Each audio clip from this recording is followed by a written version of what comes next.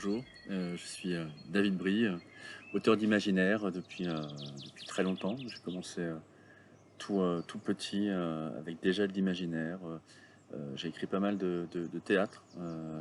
J'ai écrit aussi beaucoup de scénarios de jeux de rôle, pas mal de nouvelles aussi. Mais je suis plus romancier. Je suis un grand fan de romans et j'aime beaucoup la forme du roman. C'est un travail de longue haleine, mais c'est un travail qui nous force, nous auteurs, à nous plonger dans un monde différent du nôtre forcément, mais sur une longue période, euh, qui nous force à faire des rencontres avec des personnages, à imaginer des personnages, et j'adore ce travail. C'est vraiment, le roman, c'est vraiment mon truc.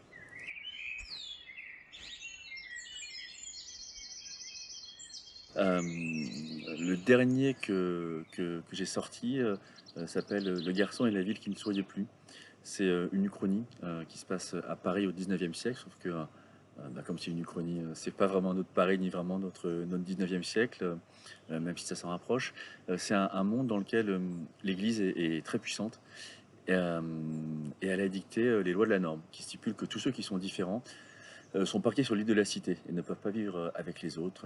Donc les fous, les obèses, les nains, les géants, les amputés, les difformes, les homos, les autistes, enfin bon, tous ces gens-là ne peuvent pas vivre avec la bonne société parisienne et du coup sont relégués sur l'île de la cité. Et le roman raconte l'histoire de Romain. Romain, c'est un jeune garçon de bonne famille. Sa mère est une grande aristocrate, son père, c'est le chef de la police de Paris.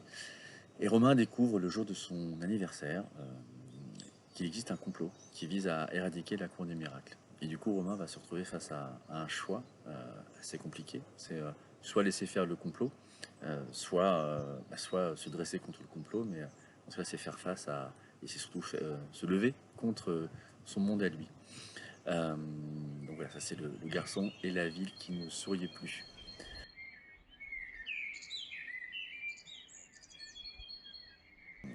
Les projets que j'ai, alors j'en ai plusieurs. Euh, J'aime beaucoup avoir toujours plein de projets. J'ai un roman qui va sortir normalement autour du mois d'octobre, qui s'appelle La princesse au visage de nuit, qui va sortir aux éditions de l'Homme sans nom, avec qui je travaille beaucoup. Euh, c'est un roman qui parle une légende qui dit que dans un bois vit la princesse au visage de nuit, qui exauce les vœux des enfants suffisamment tristes pour venir la rencontrer. Et c'est un roman qui raconte Hugo, l'histoire d'Hugo, qui est un gamin d'une dizaine d'années, qui est martyrisé par ses parents et qui, avec deux de ses amis, va aller à la recherche et à la rencontre de la princesse. Euh, Sauf que quand il va sortir du bois, il va être euh, seul, ses amis ont disparu, il ne se souvient de rien.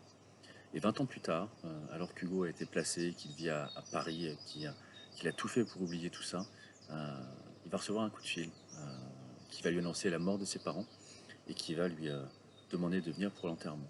Et ça va être le début d'une longue histoire, euh, d'une histoire où Hugo va se replonger dans son passé, se replonger dans son enfance, où il va essayer de comprendre ce qui a pu arriver, euh, parce que 20 ans plus tard, il se passe encore des choses autour de ce bois, des choses assez étranges. C'est un roman qui me touche beaucoup. Alors je crois qu'on écrit que ce qui nous touche, mais c'est une histoire que je trouve assez belle, pas très drôle, mais je suis pas réputé pour faire des trucs hyper drôles, mais qui parle d'enfance, qui parle de résilience, qui parle de comment est-ce qu'on grandit quand on a une enfance un peu compliquée. Au-delà de ce roman du coup qui sort normalement au mois d'octobre, j'ai deux autres projets. Un projet qui s'appelle Le cœur de toutes les légendes, qui est un projet auquel je tiens beaucoup également, qui est un projet, alors je peux pas en dire trop pour l'instant, mais qui est un projet qui parle euh, d'un monde disparu, de légendes, de créatures légendaires, de créatures merveilleuses, et une fois de plus qui parle d'enfants. Euh, voilà, c'est une très chouette histoire. Je pense que je pourrais en parler un peu plus longuement dans pas trop longtemps. Et enfin, le dernier projet sur lequel je travaille, c'est un roman, c'est de la fantaisie, et c'est pour l'instant le titre, c'est L'île dont rêvaient trois géants. Euh, alors je commence tout juste, hein, mais c'est une histoire où il va y avoir beaucoup d'amour, parce que j'ai envie de faire une histoire d'amour, une histoire où il y aura de grandes batailles aussi, où il y aura de grandes chevauchées, un peu de magie. Voilà, donc je suis hyper content de démarrer ce roman. Donc voilà, je suis à fond.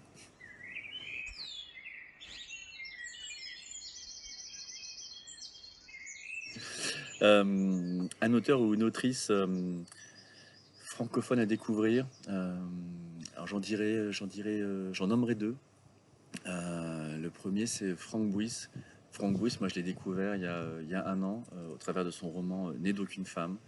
Euh, et j'ai été époustouflé par l'écriture. J'ai trouvé ça extraordinaire. Alors c'est pas un roman très facile, c'est pas un roman très drôle. Alors, je suis pas réputé pour faire des trucs très drôles une fois de plus, mais là j'ai trouvé mon maître. Non, c'est un roman qui est dur, mais l'écriture est absolument incroyable. Donc je vous le conseille.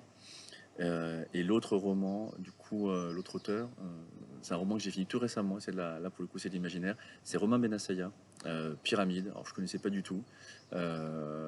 J'ai adoré. C'est des chapitres très courts qui se lisent très vite. C'est un roman d'aventure. On a envie d'avancer, on a envie de savoir. Les personnages sont attachants. Enfin voilà, j'ai adoré. J'ai lu ça super vite. Un vraiment très chouette. Romain Benassaya, Pyramide. Je vous le conseille.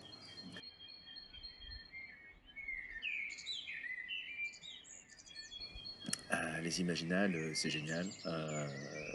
Moi, ça fait une bonne dizaine d'années que j'y vais, avec toujours un vrai plaisir, un plaisir renouvelé. C'est marrant parce que c'est jamais la même chose. C'est à la fois pareil et à la fois différent. Et je sais pas à quoi c'est dû. C'est comme s'il y avait une surprise à chaque fois, ou des surprises plutôt à chaque fois. L'endroit y est pour beaucoup. Alors évidemment, il n'y a pas que ça, mais l'endroit est juste extra. Quand il fait beau, c'est top.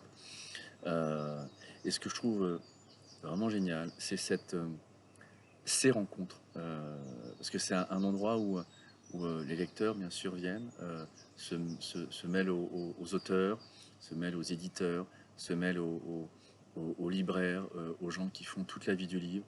Et ça fait une sorte d'ambiance assez extra, vraiment. Et ce que je trouve vraiment chouette dans ce festival, c'est la convivialité. Alors les festivals en général, c'est plutôt sympa. Il y en a certains qui le sont un peu moins que d'autres. Mais celui-là, je ne sais pas à quoi c'est dû, mais il y a une bonne humeur, une convivialité qui est vraiment, enfin moi que je retrouve pas ailleurs. Euh, Ce que j'aime aussi, c'est qu'il y a 80-90% de livres, mais moi je m'éclate à voir les gens se déguiser, les gens faire des combats à l'épée dehors. J'adore les jeux de plateau, donc je vais aussi traîner vers les jeux de plateau. C'est vraiment tout un monde et j'adore. J'adore.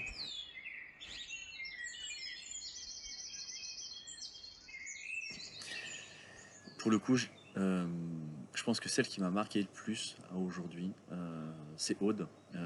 Aude qui est une lectrice qui est venue me voir, qui avait été très touchée par Que passe l'hiver. Aude, c'est une jeune femme qui est porteuse de handicap, qui a un petit peu de mal à se déplacer, qui a un peu de mal à lire, qui a un peu de mal à parler.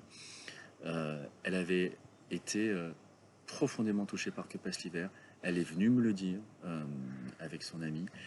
Et, euh, et ça m'a mais profondément touché parce que je crois qu'on a tous des bouquins euh, qui sont importants pour nous. Moi j'en ai plusieurs, j'ai Le désert des Tartares, qui est un bouquin que j'ai lu il y a 20 ans qui m'a profondément marqué. J'en ai beaucoup d'autres, enfin beaucoup, j'en ai quelques autres comme ça. Et Aude m'a dit que passe l'hiver, ça l'avait profondément touché. Et alors, ça m'a ouais, ça m'a vraiment fait quelque chose de me dire que j'avais écrit une histoire qui l'avait embarqué, qui avait du sens pour elle, au travers de Stig, qui est ce jeune seigneur au pied beau qui réussit à faire de sa vie quelque chose de plutôt chouette malgré tout. Voilà, vraiment c'est une très belle rencontre et oh, je la revois de temps en temps. Elle me fait la gentillesse de venir me voir quand elle peut en festival et je le remercie.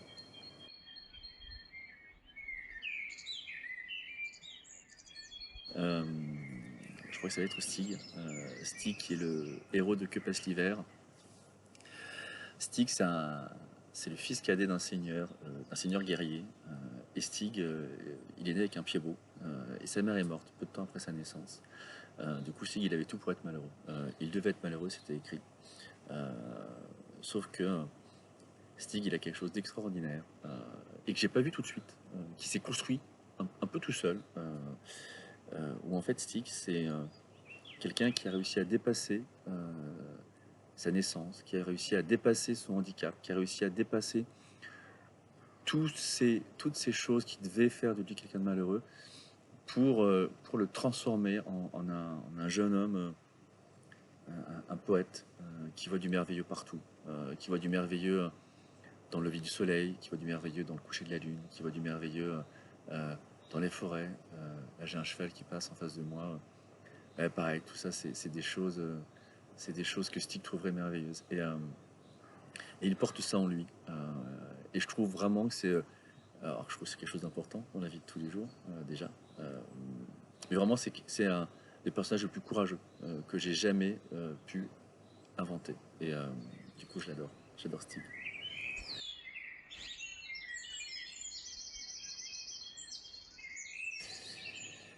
Écrire, pour moi, c'est quoi écrire? Écrire, c'est un besoin. Alors, ça fait toujours un peu bizarre de dire moi, j'ai besoin d'écrire, mais ça me fait beaucoup de bien. Je crois que j'écris pour ça. Mais parce que je pense que les auteurs, on a des choses à dire. Alors, tout le monde a des choses à dire, hein. Certains le disent en dansant, d'autres le disent en parlant, d'autres le disent en chantant. Moi, je sais pas faire tout ça, moi, je sais écrire. Et du coup, ce que j'ai besoin de dire, je l'écris.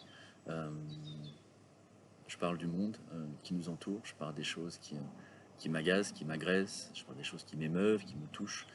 Écrire, ça me permet d'exprimer tout ça. Donc c'est un besoin. Euh, mais c'est quelque chose que je... Mais c'est comme tous ces métiers artistiques où en fait on a envie de le partager. C'est que les choses, quand on les ressent, euh, bah, on a envie de savoir bah, qu'est-ce que ça fait à l'autre. Et tiens, regarde ce que moi ça m'évoque, regarde-moi là où ça me touche, et dis-moi si toi ça te fait pareil. Voilà, donc c'est quelque chose qui est très important pour moi. C'est aussi énormément de travail. Je dis souvent, écrire un roman, c'est soulever une montagne. C'est un travail qui est colossal, vraiment colossal. C'est passer un an et demi à vivre dans deux mondes à la fois. C'est vivre dans le monde qu'on partage tous, c'est-à-dire bah, le travail, la famille, toutes ces choses-là. Et à côté de ça, c'est vivre aussi dans un monde qu'on invente, à côté de personnages qu'on invente. C'est imaginer ce qui se passe, c'est vivre vraiment dans ce monde-là. Il y a un côté un peu dingue, euh, mais qui est extraordinaire, qui est vraiment extraordinaire. Donc, écrire, du coup, c'est un besoin, c'est énormément de travail, mais c'est un plaisir aussi, c'est un vrai bonheur d'écrire.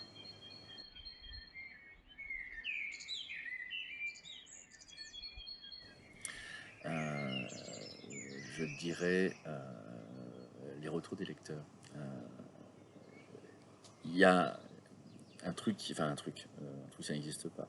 Euh, Certains qui imaginent une sorte de vieille légende, ou de vieille image plutôt, qui représente l'auteur un peu tout seul dans son coin, dans son bureau en train d'écrire, un peu perdu.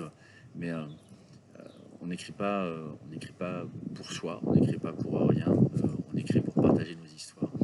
Et du coup, quand on se rend compte au travers des retours de lecteurs sur Internet ou des lecteurs qu'on peut rencontrer en festival, qu'on a réussi bah, déjà à les embarquer dans un monde qui n'existe pas, qu'on a réussi vraiment à les prendre par la main dans ce monde-là, il y a déjà un truc, vraiment c'est génial, c'est magique.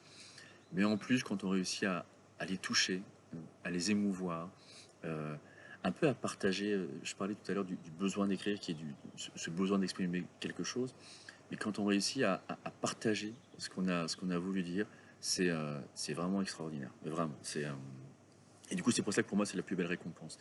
Et du coup, quand je rencontre des lecteurs ou quand je lis sur Internet des retours de lecteurs ou des chroniques où les gens écrivent qu'ils ont été touchés, qu'ils ont été émus, moi, c'est vraiment le plus beau truc, le plus beau truc pour moi. La plus belle récompense, c'est ça, et de loin.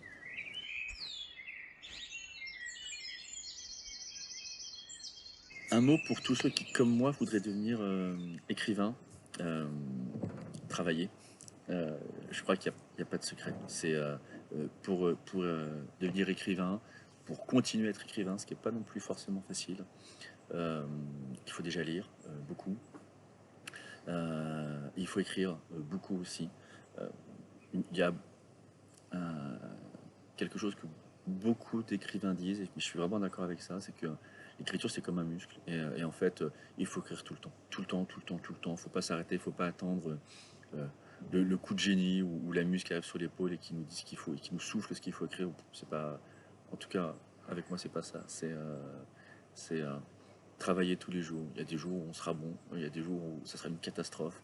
Bah, après ça se retravaille, tout se retravaille. Donc ouais, le conseil, ça serait continuer de lire, parce que c'est important, écrire, et puis, c'est comme un peu tous les rêves, il faut jamais lâcher ses rêves.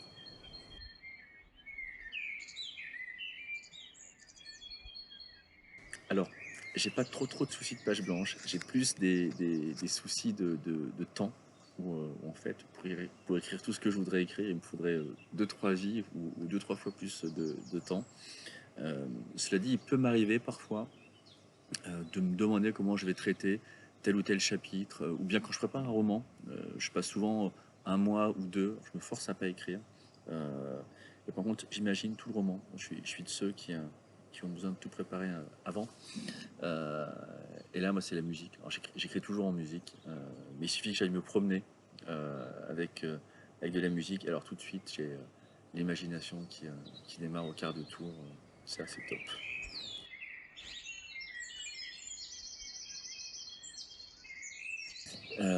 Lire ou écrire, est-ce qu'il faut choisir? Je crois que ça serait une erreur. Euh, c'est comme si on demandait à un musicien de ne plus écouter de musique, ou à un peintre de fermer les yeux. Non, je crois que c'est important. Je crois que c'est important parce que, bah, d'une part, si on écrit, c'est qu'on aime lire, ou qu'on a aimé lire, mais c'est un plaisir dont il ne faut pas se priver. Euh, mais je crois que ça permet aussi ça permet deux choses à mon sens. Ça permet de sentir l'époque. Alors forcément on la sent tous à travers nos prismes de vie, nos amis, nos travails. Mais lire ce que font les autres, ça permet aussi de voir d'autres choses, et ça enrichit avec des thématiques qui sont abordées, manière dont elles sont abordées, c'est toujours intéressant. Et un autre aspect qui est encore un peu plus technique, c'est la manière d'écrire. C'est aussi intéressant de voir au-delà de l'histoire qui nous embarque. Enfin, bah, tout à l'heure, je parlais de Romain Benessaya ou de Frank Buis. Euh, mais c'est comme Romain Delplanque, j'adore aussi ce que fait Romain. Pareil, c'est de l'aventure. Mais du coup, voir ce que font les autres, ça permet aussi de réfléchir à ce qu'on fait nous, de comment on le fait, et de ce qu'on veut faire. Donc je trouve ça très important de continuer euh, à lire. Voilà, et bien écoutez, merci de m'avoir suivi jusqu'ici. Et puis à très bientôt, j'espère, aux Imaginales ou ailleurs. Au revoir.